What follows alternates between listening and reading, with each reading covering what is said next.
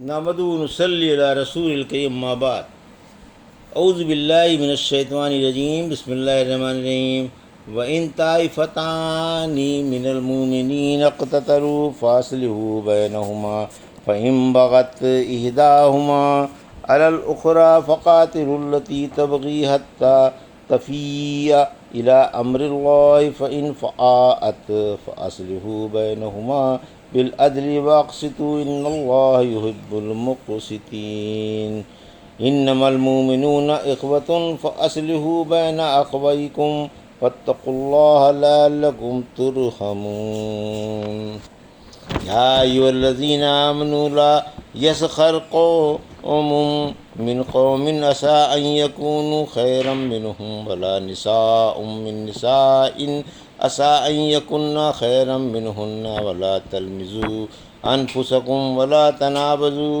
بالالقاب بئس الاسلام الفسوق بعد الایمان ومن لم یتب فاولئک هم الظالمون۔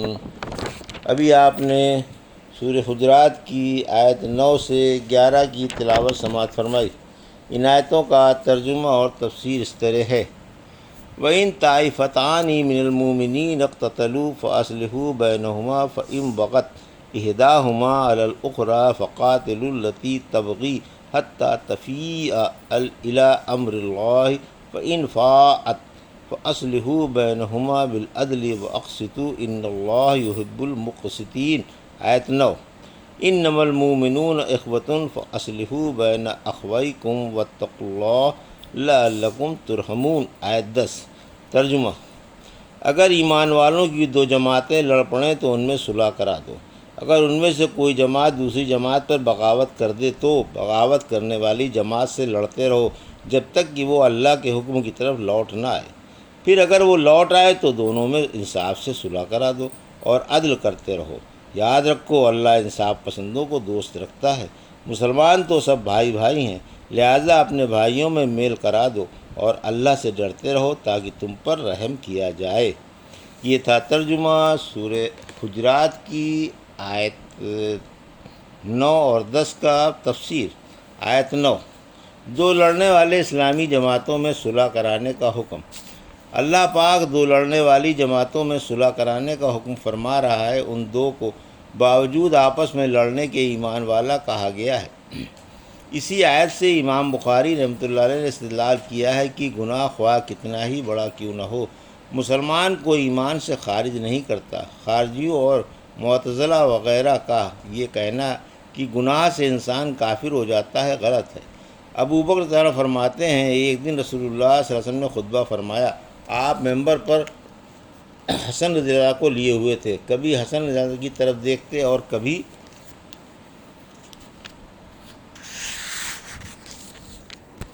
لوگوں سے خطاب کرتے۔ فرما رہے تھے کہ میرا یہ بیٹا سردار ہوگا، مجھے امید ہے کہ اللہ مسلمانوں کی دو بڑی جماعتوں میں اس سے صلح کرائے گا۔ آپ کی پیشین گوئی صحیح ثابت ہوئی۔ اللہ نے حسن رضی اللہ عنہ کے ذریعے عراقیوں اور شامیوں میں صلح کرا دی، جبکہ ان میں لمبی لمبی لڑائیاں اور خوفناک واقعات رونما ہو چکے تھے۔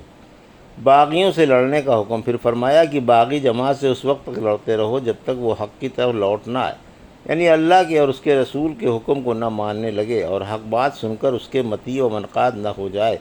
رحمت عالم صلی اللہ علیہ وسلم نے فرمایا، اپنے بھائی کو کی خواہ ظالم ہو یا مظلوم مدد کرو۔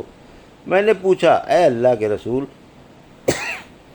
مظلوم ہونے کی حالت میں تو اس کی مدد کرنا ٹھیک ہے، لیکن ظالم ہونے کی حالت میں کیوں کر مدد کروں؟ فرمایا، اسے ظلم سے روک دو، یہی اس کی مدد ہے۔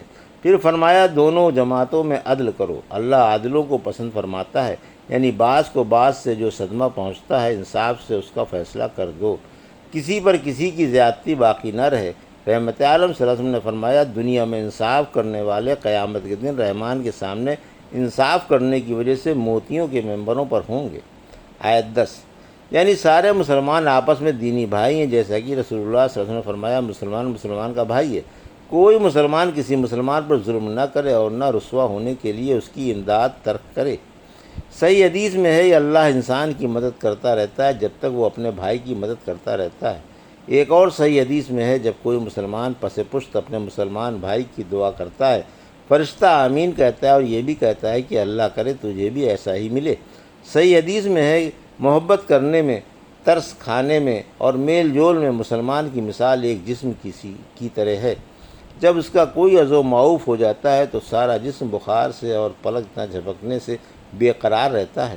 مسلمان کے لیے عمارت کی طرح ہے کہ بعض عمارت بعض کو مضبوط بناتی ہے۔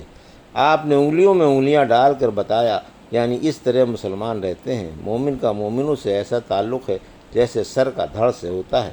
ایک مسلمان تمام مسلمانوں کے لیے اس طرح دکھ محسوس کرتا ہے جس طرح جسم سر کے لیے دکھ محسوس کرتا ہے۔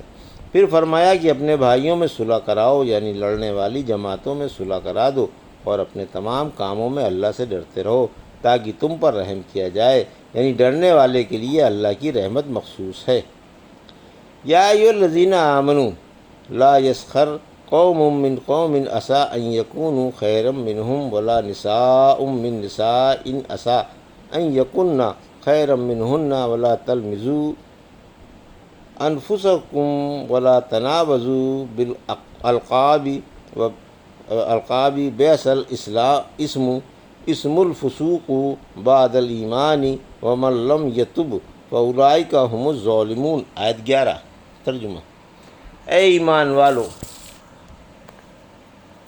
مرد مردوں سے مذاق نہ کریں، ممکن یہ ہے یہ ان سے بہتر ہوں، اور نہ عورتیں عورتوں سے، ممکن ہے یہ ان سے بہتر ہوں، اور ایک دوسرے پر عیب نہ لگاؤ اور نہ ایک دوسرے کو برے القاب سے یاد کرو۔